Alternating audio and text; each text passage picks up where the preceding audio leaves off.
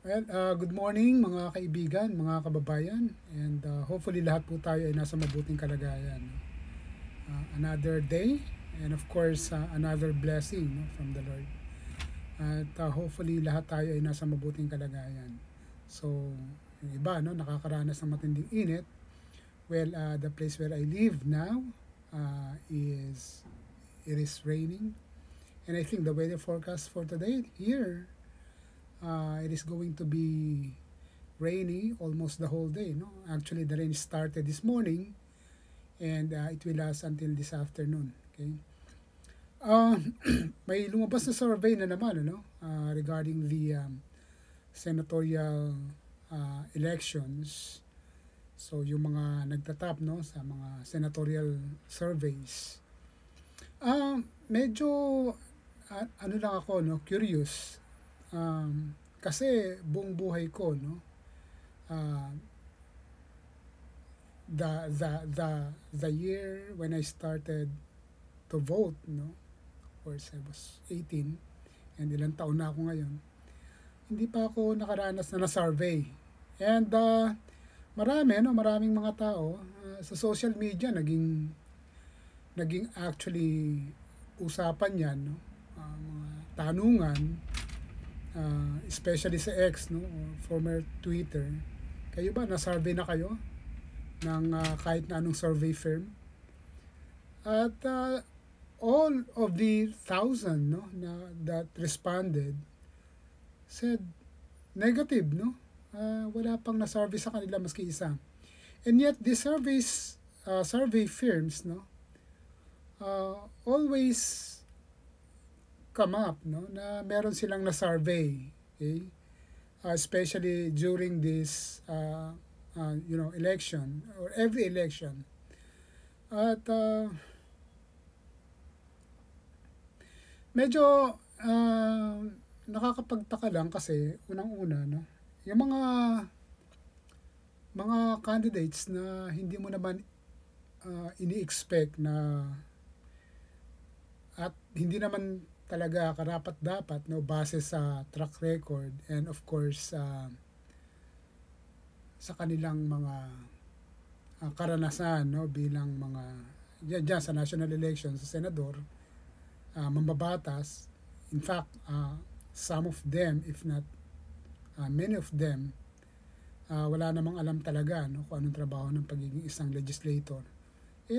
Napapasama, no, doon sa sinasabing top 12. Nakakapagtaka lang, no?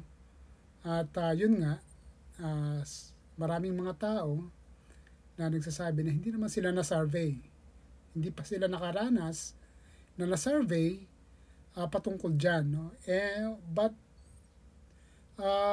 laging may lumalabas na mga survey results, no? At isa rin sa katanungan ko, no, saan ba kumukuha ng pondo itong mga survey firms na to? Kung ang ginagawa lang naman nila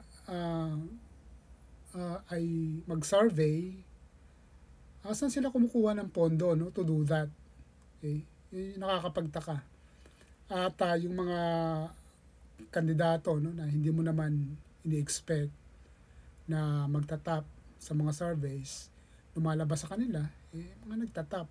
So, yun nakakapagduda at nakakapagtaka lang. So, tayong mga botante, dapat maging mapanuri din tayo, no, sa mga bagay nito. Kasi itong mga surveys na to, lumalabas, no, na nagiging mind conditioning ito. Lalong-lalo na sa mga botante. Kasi hindi natin maikakaila, no, na may mga botante na ang prinsipyo is that I will vote, no, for someone who is winnable. And of course, nakikita nila yan sa mga surveys. Kasi ang katwiran nila, doon ako sa may siguradong panalo kaysa doon sa wala, no. So kahit na yung mga nasa hulihan ay mga masasabi natin karapat dapat na mahalan, hindi sila napapansin kasi nga ang pinagbabatayan ng mga karamihang botante yung mga lumalabas sa survey na sinasabi nila na may mga pagkakataon, no, at malaking tsansang manalo. So lumalabas, no, parang nagiging isang sugal, no, itong eleksyon natin. Wala mang mga taya, no, wala mang mga pusta, pero ang karaniwan, no, na nagiging katwiran ng mga botante, and the reason why they vote, no, doon according sa mga survey results is doon sila sa mananalo. Well,